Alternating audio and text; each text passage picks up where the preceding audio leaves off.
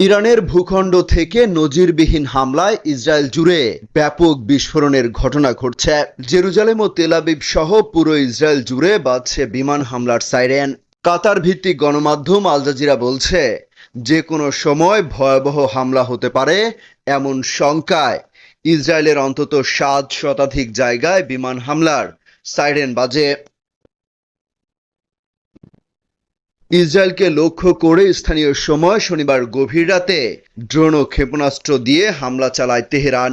গেল 1 এপ্রিল সিরিয়ার রাজধানীতে ইরানি কনসুলেটে হামলার জবাবে এই হামলা চালালো ইরান। প্রতিবেদনে বলা হয়েছে, এরই মধ্যে ইসরায়েলি সামরিক বাহিনী উচ্চ ঝুঁকিপূর্ণ এলাকার বাসিন্দাদের বোমা হামলার শেল্টারের কাছাকাছি থাকার নির্দেশ দিয়েছে।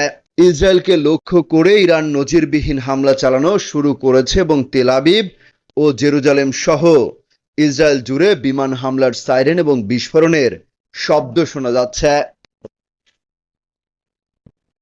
জানা গেছে, ইরান থেকে উৎক্ষেপণ করা ক্ষেপণাস্ত্র এবং ড্রোনগুলোকে ধ্বংস করতে একযোগে কাজ করছে ইসরায়েল, যুক্তরাষ্ট্র, যুক্তরাজ্য ও জর্ডান।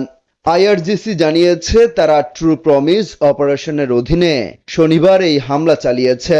এটিকে ইসরায়েলের কৃত অপরাধের শাস্তি হিসেবে উল্লেখ করেছে তারা।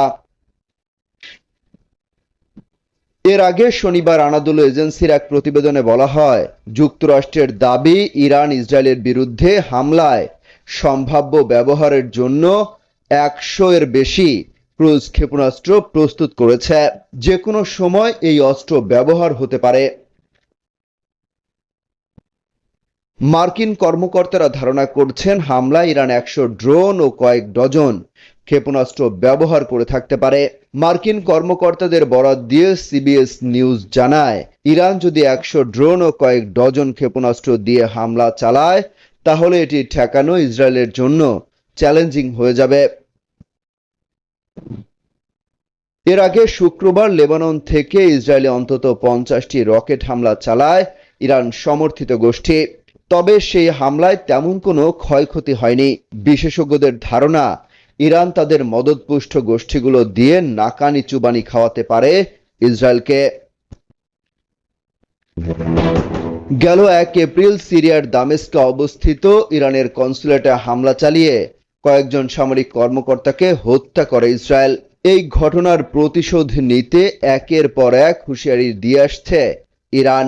এবার সেসব শঙ্কা উড়িয়ে সরাসরি হামলা চালিয়ে বসল তেহরান।